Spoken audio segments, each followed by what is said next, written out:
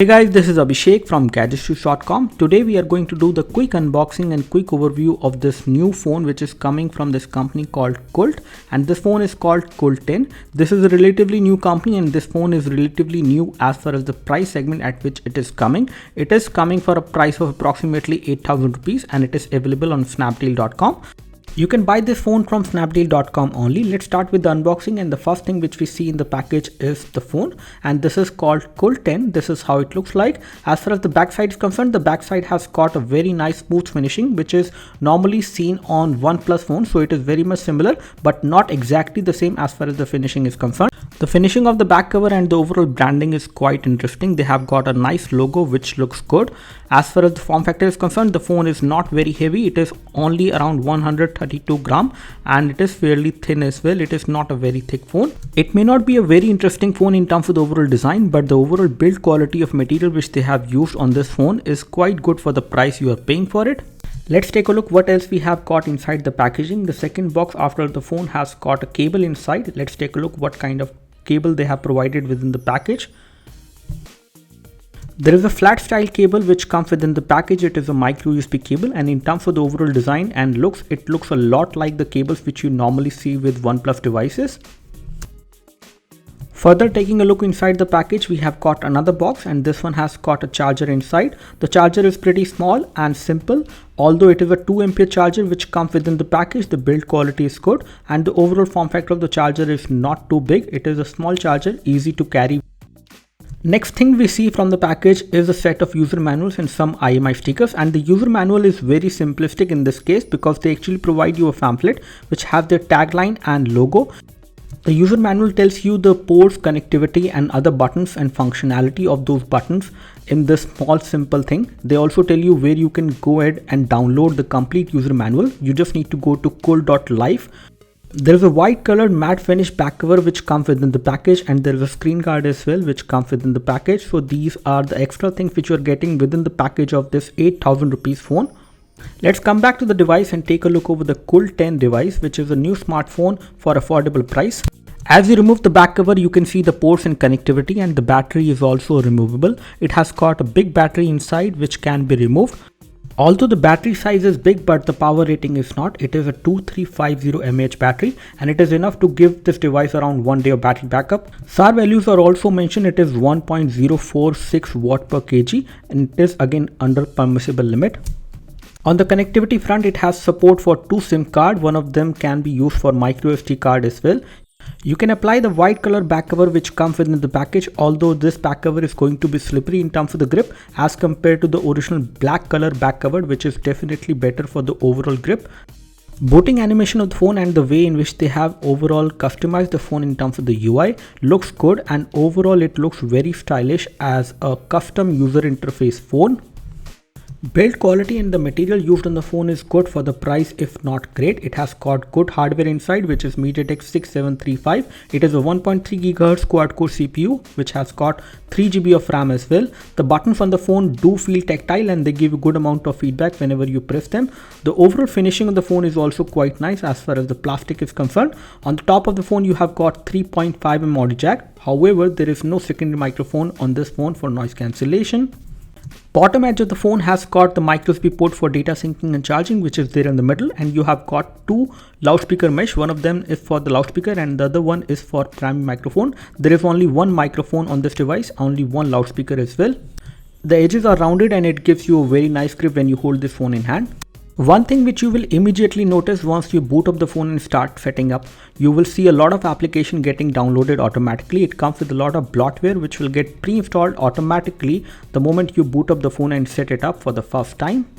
Front bottom of the phone has got touch capacitive buttons which do not have backlit LED, although you can swap the back and multitasking button in case you would like to do that, and this software feature is provided under settings. Front top of the phone has got 5 megapixel fixed focus front camera. It has got LED notification light which is below the earpiece, and all these things together I have not seen recently on any other phone. This is a kind of a different design they have followed this time on this one. It has got an IPS LCD display which has got good color production, good viewing angles. However, when you see this display from extreme angles, you will see slight amount of color shift happening. Otherwise, the display is good. It has got Android 5.1 Lollipop preloaded, and whether it will get the future update we are not sure, but as per the information which we have got, it will get future update to Marshmallow as well. On the storage front, it has got 16 GB of internal storage, out of which 9.49 GB is available. There is a lot of bloatware which will get pre-installed on this phone, which is approximately 1.5 GB, but the good thing is that you can selectively select the application which you don't want to see on the phone, and you can uninstall them as well. For example, there are a lot of applications which will get pre-installed. One of them is Flipkart, and we can actually uninstall Flipkart and other application which gets installed as a bloatware on this phone, which is definitely a better thing. On the RAM department, it has got 3 GB of RAM, out of which 2.3 GB of RAM is available to the user, and you can actually install a lot of games and play them smoothly on this device with this much amount of RAM. Although the UI experience is not that great because of the bloatware or because of the UI which is customized but not heavily customized for this hardware, you will see slight amount of UI lag when you use this phone in day-to-day usage. The overall keyboard experience is good. You have got swipe to type, and you can type much faster. As far as application drawer is concerned, it has got an alphabetical application drawer. A custom UI launcher is also there on this phone, which will provide you an alphabetical application drawer and a lot of other custom features which you may or may not like. And because of these features, the UI on this phone is slightly laggy at times. However, in overall day-to-day usage, we did not notice any major issue. We tested the browser on this device, and the default browser was Google Chrome, and we liked the overall browsing experience we had on this particular phone. There was no problem in rendering pages which has good amount of images and good multimedia content. The overall browsing was smooth and responsive on this phone. We did not notice any problem with the browsing or with kinetic scrolling. Everything was smooth. 13 megapixel camera at the back does perform good even when you capture photos in low light. It can capture good amount of details, good colors as well in these photos, and when you zoom in, you will see good amount of clarity in these photos whenever you take these photos even in low light. But you should have proper amount of light for these photos, otherwise they will come out to be slightly blurred and may not have that much of details, just like this photo which I'm zooming in right now in front of you. Again, this photo has good amount of colors, but the details were not that clear. The photos which we captured from the front camera were good in terms of the overall colors as well as in terms of the brightness, but the kind of details I was expecting in these photos were not there. They were grainy, and when you zoom in, you can see them pixelated. Especially the front camera is not that impressive as compared to the rear camera, which does a very good job even when you capture the photos in low light or in artificial light.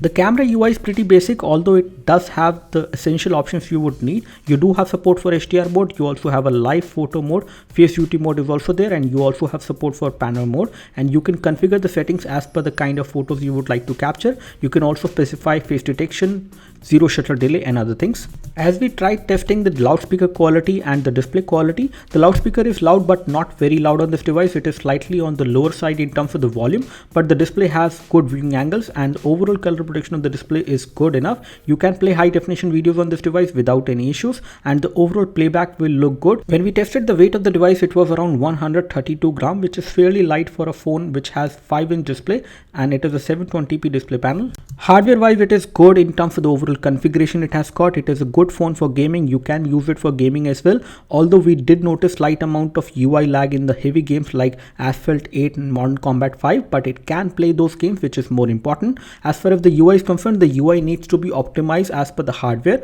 Considering the price of the phone, the compromise is done on the sensors. It has got only 3 sensors, which includes accelerometer, proximity and light sensor. Benchmark, it got a good score of 33035, which is a pretty good score for a device like this, which only cost 8,000 rupees.